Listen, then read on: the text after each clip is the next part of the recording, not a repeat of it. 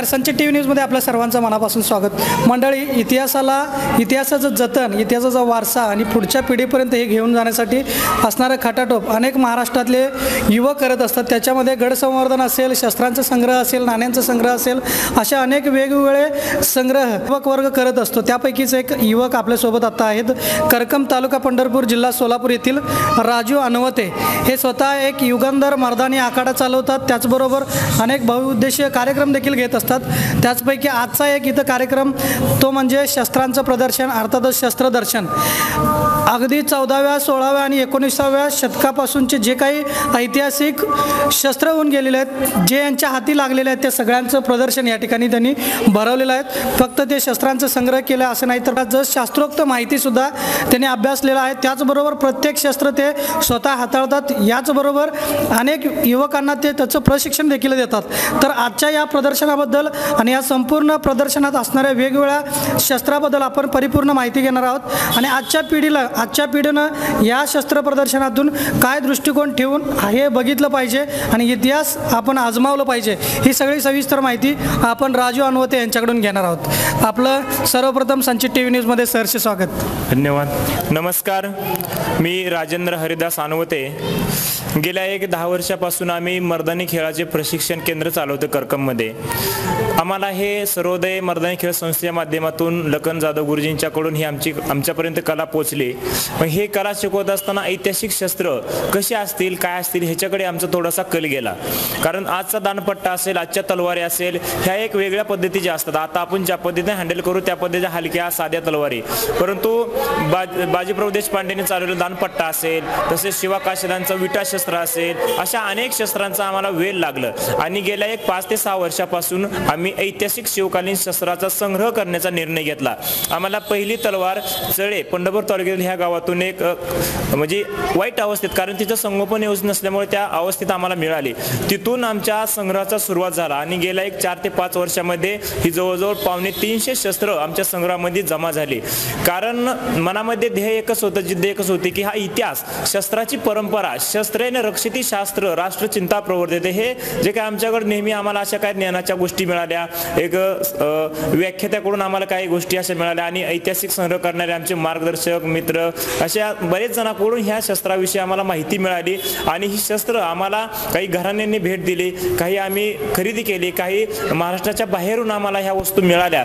आमचे ध्येय असं एक वस्तू 10 नाही गोळा करायचं, म्हणजे एका प्रकारच्या अनेक वस्तू न गोळा करता महाराजांनी वापरलेल्या प्रत्येक शस्त्र आमच्या संग्रहात यावं, जे मावळ्यांनी वापरलेली प्रत्येक गोष्ट आमच्या संग्रहात यावी, असं आमचं छोटंसं ध्येय आम्ही समोर ठेवून ह्या वस्तू आम्ही सुरुवात केली गोळा करायला. आज अतिशय उत्कृष्ट पद्धतीचा आज जो आपण खंडे नवमीच्या संध्येला साधून जो कार्यक्रम घेतला, प्रत्येक वर्षी आपण खंडे नवमीला शस्त्रपूजेचा कार्यक्रम घेतो, आजही घेतला. या ठिकाणी अतिशय उत्कृष्ट प्रतिसाद, एक किमान 2000 विद्यार्थ्यांनी आज करकम गावामध्ये या प्रदर्शनाचा लाभ घेतला. अगदी शिक्षकापासून ज्येष्ठ नागरिकापर्यंत, पालकापर्यंत सर्वांनी इथे येऊन एक आनंद व्यक्त केला की करकम गावामध्ये असं एक पहिलंच प्रदर्शन होतं आणि ते करकम गावामध्येच संग्रही झालेलं. आपला युगंधर आखाडा करकम मधलाच, करकम मध्ये हे अशा पद्धतीचं संग्रह आहे, हे सगळ्या गावांना एक आश्चर्याचीच गोष्ट वाटली. कारण हे कधी आम्ही असं खुलं प्रदर्शन इथं गावात ठेवलं नव्हतं आणि खुल्या पद्धती पूजा बी केली नव्हती. पण आज या ठिकाणी आम्ही एक चांगल्या पद्धतीचं एक विधिवत पूजा आणि गावातील सर्व शाळांना, विद्यार्थ्यांना, ज्येष्ठ नागरिकांना पाहण्यासाठी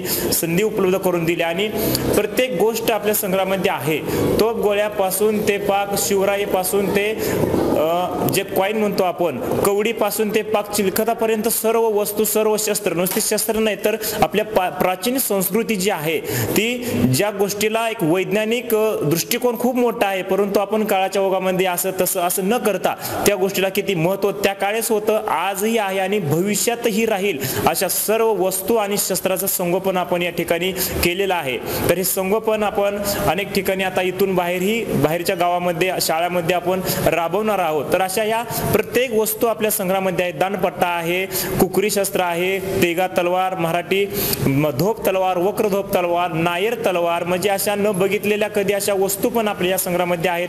तोफेचे गोळे लहान मोठे आहेत, सर्व आहेत. अनेक वस्तू, वाघ नखांचे या ठिकाणी सर्व प्रकार आहेत. अनेक अशा विजयनगर कट्यार, हरिहराय बुक्कराय यांनी स्थापन केलेल्या स्वराज्यातील 14व्या शतकापासून जे शस्त्राची परंपरा असलेली शस्त्र विजयनगर कट्ट्याला असेल, धनुष्यबाणाचे प्रकार आहेत. अनेक वस्तू, अडकी त्याच्या प्रकारापासून दस्तानापासून विटा, बाणा, भाला. आता बाणा शब्द आपण नेहमी ऐकतो, करारी बाणा, मराठी बाणा, पण हा शब्द आला कुठून? तर ते शब्द आला शस्त्रातून. अशा अनेक प्रकारचे जे काही इतिहासात दडलेल्या गोष्टी आहेत. आपण ते गीत, महाराष्ट्र गीत म्हणतो, जय जय महाराष्ट्र माझा, गरजा महाराष्ट्र माझा, भीमथडीच्या तट्टांना यमुनेचे पाणी पाजा, त्याच्यात एक कडव आहे. मग भीमथडीचे तट्ट काय?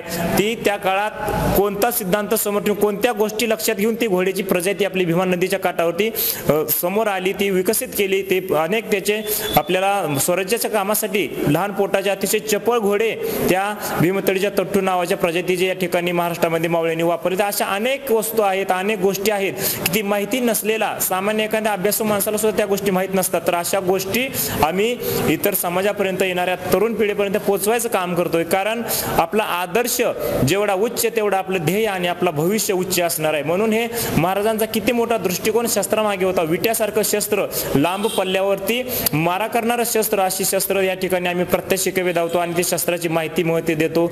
अशा अनेक वस्तू आहेत, अनेक गोष्टी आहेत की ते सांगण्यामध्ये उत्साह आहे. कारण समोरच्या आजच्या तरुण पिढीला ह्या गोष्टी माहीतच नाही, त्या गोष्टीचा विषय माहीत नाही, शस्त्र माहीत नाही, शास्त्र माहीत नाही. आजच्या जीवनामध्ये ज्या गोष्टी काय आवश्यक आहेत त्या गोष्टी सुद्धा ह्याच्यातून आपल्याला पाहायला, अनुभवायला मिळतात. तर अशा अनेक वस्तूंचा हा संग्रह आहे आणि तो नक्की प्रेरणादायी ठरतोय. एखाद्या कॉलेजचे प्राध्यापक असेल, प्राचार्य असेल, अशी मोठे लोक सुद्धा ह्याचं कौतुक करतायत. म्हणजे आम्हाला कधी हे बघायला मिळालं नाही.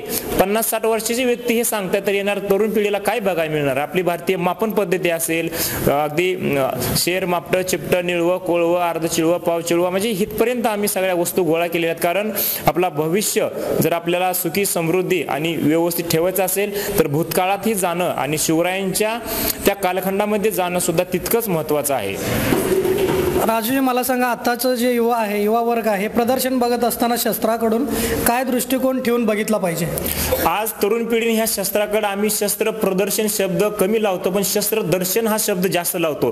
कारण आपल्या ह्या शस्त्र संग्रहामध्ये अशा अनेक तलवारी आहेत की त्याची परंपरा, त्याचा इतिहासात वापर गेलेला सांगू शकतो. उदाहरणार्थ, जी आष्टीची लढाई शेवटची झाली मोहोळ तालुक्यामधील, जी त्या तलवारीमध्ये जे बापूजी गोखले सेनापती होते आणि त्या युद्धात आपली वापरलेली मराठा तलवार सुद्धा संग्रहामध्ये आहे. कारण ती आपल्यासाठी तेवढीच पूज्य आहे. ह्या दृष्टीने बघितलं पाहिजे. कारण स्वराज्याच्या रक्षणासाठी, राष्ट्राच्या, देशाच्या रक्षणासाठी ती तलवार लढलेली आहे. मग ती आपल्याला त्या पवित्र भावनेनं आपण त्या तलवारीकडे पाहिलं पाहिजे आणि हात लावून तिला नमस्कारच केला पाहिजे. कारण त्या शस्त्रामुळं आज आपलं अस्तित्व, ह्या महाराष्ट्राचं, मातृभूमीचं अस्तित्व आज टिकून आभातीत आहे. आपल्या या संग्रहामध्ये फार जुन्यातली जुनी म्हटलं तर किती वर्षापूर्वीचे काही शस्त्र आहेत का आपल्याकडे? असे आहेत भरपूर शस्त्र, साधारणतः 250-300 वर्षापूर्वीची शस्त्र आपल्या संग्रहामध्ये आहे. जसे विजयनगर कट्यारा आहे, काही तलवारीचे भाग आहेत, त्या अति जुन्या असल्यामुळे ते काळाच्या ओघातीचं संगोपन न झाल्यामुळे अशा थोड्या जीर्ण अवस्थेत पण आहेत. अशा वस्तू, तलवारी वगैरे भरपूर आपल्याला पाहायला मिळते. मला सांगा, हे जे शस्त्र तुम्ही दर्शनासाठी लावलेलं आहात, फक्त शस्त्र दर्शनासाठी लावलेलं आहात की हे हाताळता सुद्धा तुम्ही? मी सुरुवातीला जे म्हणलं की गेल्या अनेक दिवसापासून आम्ही हे मर्दानी खेळाचं प्रशिक्षण देतोय आणि हे प्रशिक्षण देत असताना हे संग्रहाचा विषय संग्रह झाला. तर या संग्रहातील शस्त्र जी ऐतिहासिक पार्श्वभूमी लाभलेली आहे, हे जे शस्त्र जुनी आहेत, हे शस्त्र आपण दर्शनासाठी ठेवतो, माहितीसाठी देतो. कारण ही शस्त्र काळाच्या ओघामध्ये कडक आलेली असते, ह्याची थोडीशी नुकसान होऊ शकतं. त्यामुळं आपले प्रशिक्षणाची शस्त्र वेगळी आहेत आणि हे प्रदर्शनाची शस्त्र वेगळी आहेत. त्याच्यामुळे प्रशिक्षणासाठी जे आपण सगळी शस्त्र वापरतो, दानपट्टा असेल, कुऱ्हाडी, भाला असेल, बाणा असेल, हे प्रशिक्षणाची शस्त्र वेगळी आहेत. आणि आपण गेल्या अनेक दिवसापासून मर्दानी खेळाचं प्रशिक्षण देतो आणि प्रशिक्षणाची शस्त्र वेगळी आणि हे प्रदर्शनाची, माहितीसाठी आणि दर्शनासाठी शस्त्र आहेत, ती वेगळी असतात. शिवकालीन शस्त्र संग्रहाच्या निमित्तानं अनेक ठिकाणी, अनेक आपल्या पंढरपूर तालुका असेल, बाहेर असेल, बार्शी, तुळजापूर ह्या तालुक्यापर्यंत सुद्धा आपण या शस्त्राचं प्रदर्शन प्रदर्शन भरवलंय, आयोजित केलं आणि त्याच्यातून हजारो मुलांना, येणाऱ्या तरुण पिढींना, ज्येष्ठ लोकांना ह्या शस्त्राचं दर्शन घडवलंय. कारण हे प्रत्येकापर्यंत पोहोचवणं हा आमचा एक मूळ उद्देश आहे की शिवाजी महाराजांची जी परंपरा होती, जी युद्धनीती होती, शस्त्र, शास्त्र, जे काय ह्या सर्व गोष्टी आहेत, ते आम्ही आजपर्यंत हजारो लोकांपर्यंत पोहोचवले आणि इथून पुढेही अनेक ठिकाणी ह्या शस्त्र प्रदर्शनाच्या कार्यक्रमाच्या आयोजनासाठी संपर्क होतात आणि ते आमच्या वेळेनुसार आम्ही ते आयोजित करून प्रदर्शन भरवतोय. राजूजी, मला एक सांगा, अनेक राजवाड्यामध्ये, अनेक बुरुजामध्ये किंवा अनेक उत्खननामध्ये बरीच जुनी शस्त्र गावतात, जुनी काही साधनं मिळतात. अशा लोकांसाठी तुम्ही काय आव्हान कराल का? तुटपुंजी पैशासाठी लोक बंगारामध्ये टाकतात, या लोकांना काय आव्हान कराल? नक्कीच काय आहे की आपण म्हणतो ना, आपल्या इतिहासाबद्दल लोकांना आवड नाही, प्रेम नाही, तर अशा मानसिकतेची काही लोक आहेत की त्याचं संगोपन करणारी पिढी नाही त्यांच्यासमोर येणारी. कारण आजच्या आधुनिक युगात सगळ्यांना ज्याचा त्याचा पैसा, वेळ कमी आहे, ज्याच्या त्याच्या मार्गाने ते चाललेत, परंतु शस्त्राकडे बघताना त्यांचा दृष्टिकोन कसा आहे हे खूप वाईट अवस्थेत. कारण काही ठिकाणी अशा वस्तू आम्ही मागितल्या तर दिल्या नाहीत आणि नंतर ते भंगारच्या क्रॅपमधून ते मिळतात. तर अशा लोकांसाठी आव्हान एकच आहे, त्या वस्तू आम्हाला द्या असं आम्ही कधी म्हणत नाही. कारण त्या वस्तू तुम्ही दावा, त्याचं संगोपन करा, संवर्धन करा. त्याच्यासाठी जी काय प्रक्रिया असते शस्त्र प्रिझर्वेशनची, ज्याची काय स्वच्छता असेल, तेलपाणी असेल, हे आम्ही करून देतो. आणि त्यातनंही पुढलं आव्हान करतो, ते तुमच्याकडे ते ठेवत नसाल तुम्ही, तुमच्या जर नजरेत ते पुढे राहणार नाही असं तुम्हाला जर वाटत असेल तर ते आम्हाला द्या. आणि अशा अनेक लोकांनी हे कार्य बघून आनंदित होऊन आम्हाला अनेक वस्तू दिलेल्या आहेत. तर अशा वस्तूंना मी विनंती करेन की ज्या लोकांकडे काही अशा धुळखात किंवा तळघरामध्ये वस्तू पडलेल्या असतात वाड्यामध्ये, तर त्या वस्तू आम्हाला तुम्ही द्या. त्याचं संगोपन आणि संवर्धन येणाऱ्या पिढीसाठी आपल्या युगंधर आखाडा संस्थेच्या माध्यमातून ते संग्रहात जमा होतील आणि येणाऱ्या तरुण पिढीपर्यंत ते पोहोचवण्याचं आमचं काम आहे. आजपर्यंतचा इतिहास पहा कामाचा आणि पुढील कामाचा इतिहास बघून विश्वास ठेवून त्या वस्तू आमच्याकडे द्या. नक्की त्या सार्थकी आणि योग्य वस्तू ठरतील. राजूजी, इतकंच छान संग्रह तुम्ही केलेला आहात, स्वखर्चानं करत आहात. शासनाकडून काही अशी अपेक्षा आहे का? इतकेच छान संग्रहित आणि खूप जुने शस्त्र, खूप चांगला इतिहास जपण्याचा तुम्ही प्रयत्न करताय, तर महाराष्ट्र शासनाकडून काही अपेक्षा आहेत का आपल्या? नक्कीच. जे आजकाल आमच्यासारखे तरुण लोक जे काय शस्त्र संग्रहाचा उद्योग करतात, किंवा म्हणजे उद्योग म्हणजे आवडी गोळा करणे म्हणजे उद्योग, तसं ते संग्रही करतायत. पण हे आजकाल आर्थिकदृष्ट्या ही खूप अवघड गोष्ट आहे आणि अशा वस्तू सहजासहजी देणं वगैरे आज खूप कमी झाले. त्याच्यामुळं एक प्रशासनानं अशी काहीतरी एक व्यवस्था राबवावी की ज्या काही त्यांच्या चौकटी असतील कायद्याच्या नियमाच्या, त्या चौकटी बसणाऱ्या संग्राहकांना एक काहीतरी आर्थिक मदत आणि त्यांच्यासाठी एक पूर्ण अशी 100% काय म्हणू आपण की कुठल्याही प्रकारचा कायद्याच्या चौकटीत प्रवासात कुठेही अडचण येऊ नये अशी एक त्यांनी आमच्यासाठी एक हे कार्य करावं की एकतर काहीतरी निधी संगोपनासाठी आणि ते ठेवण्यासाठी परवानगी स्वरूपात असं काहीतरी ठोस कार्य प्रशासनानं आमच्यासाठी करावं अशी या ठिकाणी आशा व्यक्त करतो मी. काम चांगलं करताय, मात्र कायदेशीर बाबी काही अडचणी येतात का कायदेशीररित्या आपल्याला? सहजासहजी आजपर्यंत तर आलेली नाही, परंतु कुठेतरी एका चौकटीत हा संग्राहकांना जर बसवलं, त्या कायद्या चौकटीत राहणारे म्हणजे काय होईल, काही ठिकाणी शस्त्र संगोपनाच्या नावाखाली चुकीचं कृत्य होतं आणि तशाच नजरेनं प्रशासन किंवा कुठल्या अधिकाऱ्याने इतर चांगलं काम करणाऱ्याकडे कारवाई करू नये, होतच नाही, परंतु होऊ नये म्हणून कायद्या चौकटीत ज्या काय तिथं चौकट घालून देतील, नियम घालून देतील, त्यात बसणाऱ्या संघटनेला संग्राहकांना त्यांनी अशा पद्धतीत सहकार्य करावं. आणि जे काही त्यांच्या नजरेच्या चुकीच्या काय गोष्टी असतील ते बघतो आपण, शस्त्र म्हणलं की तो कायदा कलम आहे, तो खूपच घातक आहे, तर ते त्यांच्यासाठी तो कायदा लागेल. परंतु असं आमच्यासारखे संग्रह करतात ह्यांच्यासाठी कुठंतरी एक सुलभ रचना त्यांनी करून द्यावी. सध्या तुम्ही तलवार शिकवताय, तलवारांचं संगोपन करताय, परंतु सध्याच्या काळामध्ये चुकीच्या मुलांच्या हाती तलवार लागून हुल्लडबाज करून त्या तलवारीचं बदनामी होताना दिसतंय. काय सांगाल अशा युवकांना? तुम्ही हा प्रश्न छान विचारला की शस्त्राला शिवाजी महाराजांनी काय नजरेनं बघितलं, तर महाराजांच्या ज्या तलवारी होत्या त्या तलवारीनं नाव काय होतं की तुळजा तलवार, भवानी तलवार आणि जगदंबा, म्हणजे साक्षात देवीचं रूप महाराजांनी ज्या शस्त्रामध्ये पाहिलं. या शस्त्रांची विटंबना होताना खूप वाईट वाटतं, कारण वाढदिवसासारखा घाणेरडं कृत्य आपल्या संस्कृतीला न शोभा देणारं तलवारीचा केक तलवारीने कापला जातो, ही खूप वाईट गोष्ट आहे. आणि ही तलवारीने केक कापणाऱ्यांची वृत्ती कुठेही काही करू शकतील, कारण संस्कृती आणि शिवाजी महाराजांचं जे शस्त्राप्रती जो आदर होता, मान होता, तो आजच्या तरुण पिढीने द्यावा. आपण त्यांनी तलवार कोणी ठेवा असा विषय नाही, ते कायद्या चौकटीत नियमात आहे, अशा संगोपन अवश्य करावं. आणि तलवारीनं होणारं वाईट कृत्य किंवा आपण जे काही क्राईमच्या कायद्या चौकटीत राहून त्याचं संगोपन करावं, त्याच्यातून वाईट गोष्टी करू नये, वाईट कृत्य करू नये. आणि त्याच्यातून तलवारीला जसं महाराजांनी ज्या दृष्टीनं पाहिलं त्या दृष्टीनं पाहून ते फक्त पूजेसाठीच, आपल्या प्रेरणेसाठी, आदर्शासाठी आपण ठेवावी. इतके सारे तुम्ही शस्त्र आता हाताळताय, ह्याचं मेंटेनन्स काय असतो का? कशा पद्धतीनं हे जोपासना करताय? ह्याच्यामध्ये दोन भाग आहे. आपला मर्दानी खेळाचे जे प्रशिक्षणाचे शस्त्र असतात त्याची तूट मोठ राहते, कारण ते आपण आता बनवतो, त्याच्यामुळं तो थोडाफार असतो, दानपट्टा तुटला वगैरे, त्याचे ब्लेड खराब होतात. परंतु ह्या संग्रहामध्ये ह्याला किमान खंडनिर्मितीचा जो कार्यक्रम असतो, ह्यावेळेस आपण सर्व शस्त्र पॅनलचे काढून धुवून पुसून त्याला योग्य पद्धतीचं तेल पाणी करून स्वच्छ करून ते आपण पुन्हा पॅनलला फिट करतो. त्यामुळे असा वेगळा काही असा खर्च जास्त नाही, फक्त त्याचे संगोपन करण्यासाठी जी काळजी असते ती काळजी घेणं सर्वात महत्त्वाचं आहे. मर्दानी खेळासाठी शालेय अभ्यासक्रमामध्ये समाविष्ट करा म्हणून तुमची सगळ्यांची मागणी होती, ती कितपत यशस्वी झालेला आहे? अजून तरीची पूर्णपणे यशस्वी नाही आहे, कारण मर्दानी खेळ हा शालेय अभ्यासक्रमाचा भाग बनला पाहिजे. ह्याच्यातून दोन गोष्टी त्याच्यातून साध्य होतील. एक शारीरिक कसरती आणि शस्त्राचं ज्ञान, आणि दुसरी महत्त्वाची गोष्ट म्हणजे इतिहास आपण पुस्तकात शिकवतो. नेहमी आपल्या संग्रहात जे शिक्षक येतात, जे शाळा कॉलेज येतात, ते आपल्याला नेहमी एक वाक्य सांगतात की हा इतिहास आणि ही शस्त्र हे फक्त आम्ही फोटोत बघितली. तर ह्याची दुसरी बाजू हे प्रत्यक्ष ज्यावेळेस होईल ना त्यावेळेस इतिहासातील सर्व गोष्टीचं महत्त्व नक्की वाढेल आणि इतिहासातील आपल्या सर्व गोष्टींना बळ मिळेल. आणि इतिहासातील जे काही गोष्टी आहेत घेण्यासारख्या सर्व आहेत, पण त्याच्यातून शारीरिक कौशल्य म्हणून आणि अभ्यास म्हणून ह्या दोन्ही गोष्टी पण साध्य होतील. त्याच्यामुळे अतिशय गरजेची गोष्ट आहे की सहभागी झाला पाहिजे शालेय अभ्यासक्रमामध्ये. लोकांना काय आवाहन कराल हे सार्वभौम? मी लोकांना हे जे व्हिडिओ पाहतील त्या लोकांना एकच सांगेन की आपल्या करकममध्ये ह्या मर्दानी खेळाचं प्रशिक्षण दिलं जातं. करकम तालुका, पंढरपूर जिल्हा, सोलापूर आपला हे पूर्ण संग्रह आहे. ह्या रजिस्टर सगळ्या गोष्टी कायदे चौकड्या पूर्ण केलेल्या आहेत. तुमच्या कुठल्याही गावामध्ये, शहरामध्ये कुठल्याही आपल्या सांस्कृतिक उत्सवाच्या निमित्तानं आम्हाला आमंत्रित करा आणि आपण ह्या शस्त्राचं प्रशिक्षण शिबिर वेगळं राहील आणि प्रदर्शन कार्यक्रम सुद्धा आपल्या गावामध्ये आम्ही राबवू शकतो.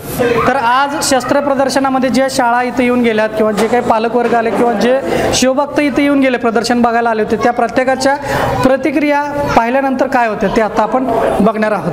शस्त्रेण रक्षती राष्ट्रे शास्त्रचिंता प्रवर्तते. याचा अर्थ असा आहे की राष्ट्राचं रक्षण करायचं असेल तर शस्त्र आवश्यक आहे, किंबहुना शस्त्रच राष्ट्ररक्षण करतं. आमच्याकडे जुन्या पद्धतीने जिसकी लाठी उसकी भैंस अशी एक म्हण आहे. त्या अर्थानेही ते महत्त्वाचं आहे. आणि त्यामुळं शस्त्राचं रक्षण राष्ट्राचं रक्षण जी शस्त्र करतात त्या शस्त्राचं इथं प्रदर्शन आहे. हे जे प्रदर्शन आहे ते पुराण काळातल्या इतिहासातल्या जुन्या शस्त्रांचं आहे. लोकांना असं वाटेल की ही इतिहासातली जुनं वस्तू आता काय उपयोगाची आहे, पण नवीन असणारी शस्त्र चालवण्याचं तंत्र यापासून डेव्हलप झालं. हा आमचा विजयाचा इतिहास आमच्या समोर सतत राहायला पाहिजे, ज्यामुळं आमची इच्छा आकांक्षा सतत विजय प्राप्त करण्याची आणि हाती शस्त्र घेऊन शत्रूचं पारिपत्य करण्याची राहील. म्हणून हे शस्त्राचं प्रदर्शन आमच्या डोळ्यापुढे ठेवलेलं आहे.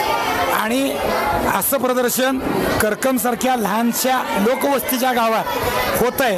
हा करकमचा आनंदाचा विषय आहे, कारण करकम लहान असलं तरी याला एक इतिहास आहे. करकम गावाला संभाजी राजांनी भेट दिलेली आहे, इथल्या कनकांबिकेचं पूजन केलेलं आहे. त्यामुळं करकमला स्वतःचा इतिहास आहे आणि त्यामुळं इतिहास जतनेतून उद्याचा भविष्य उज्ज्वल करण्यासाठी हे शस्त्र प्रदर्शन आमचे सन्मित्र राजू अनवत यांनी लावलं आहे. त्यांचं वैयक्तिक केलेलं कलेक्शन लोकांनी अवश्य पाहायला यावं असं मी त्यांना आवाहन करतो. मी रामकृष्ण मुळे, प्राथमिक शिक्षक, जिल्हा परिषद प्राथमिक शाळा बादलकोट.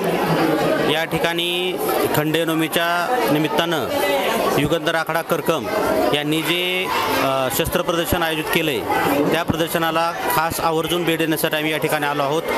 तर अशी ही सुवर्णसंधी आमच्या विद्यार्थ्यांना जी काही शस्त्र आहेत, जो इतिहास आहे छत्रपती शिवाजी महाराजांचा, तो फक्त पुस्तकातून माहिती होता. प्रत्यक्ष शस्त्र कशा असतात, त्यांचा वापर कशासाठी केला जात होता, हे प्रत्यक्ष दाखवण्याची सुवर्णसंधी आम्हाला या ठिकाणी करकमगावचे सुपुत्र राजू अनवते यांनी मिळवून दिली. यामुळं मुलांना प्रत्यक्ष अनुभव, जिवंत अनुभव या ठिकाणी अनुभवायला मिळाले. प्रत्यक्ष शस्त्र कसं असतं, लढाईमध्ये ते कसं वापरलं गेलं आणि त्यांचा जो इतिहास आहे तो इतिहास या निमित्तानं सर्व मुलांना कळाला. अशी ही सुवर्णसंधी वारंवार मुलांसाठी जर मिळाली तर मुलांना इतिहास या विषयामध्ये अतिशय रुची वाढते. त्या काळामध्ये गेल्यासारखा मुलांना अनुभव येतो आणि अशी जी प्रदर्शन आहेत ती वेळोवेळी व्हावीत आणि मुलांना अशी वेळोवेळी संधी मिळावी अशी या ठिकाणी मी अपेक्षा करतो.